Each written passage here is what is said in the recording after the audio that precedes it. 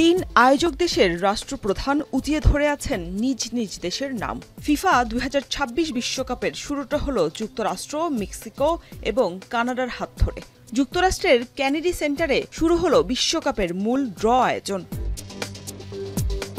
২০২৬ সালের ১১ June Mexico এবং দক্ষিণ আফ্রিকা ম্যাচ দিয়ে শুরু হবে এবারের বিশ্বকাপ। ২০১০ সালেও এই দুই দলই খেলেছিল গ্রেটেস্ট শো অন আর্থের উদ্বোধনী ম্যাচে। গ্রুপ এতে তাদের সঙ্গী হল দক্ষিণ কোরিয়া এবং প্লে অফ পেরিয়ে আসা একটি দল।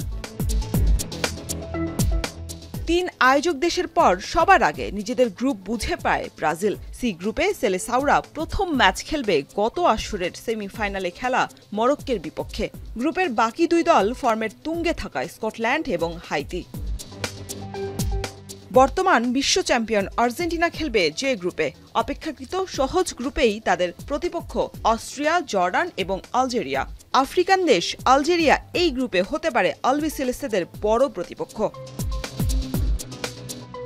তবে বিশেষভাবে নজর থাকছে আই এবং এল গ্রুপে।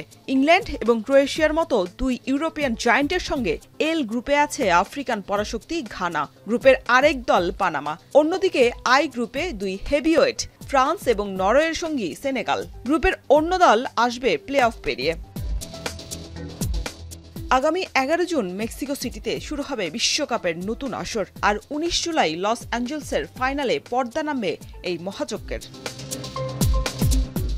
শরীফ রওশন, এখন।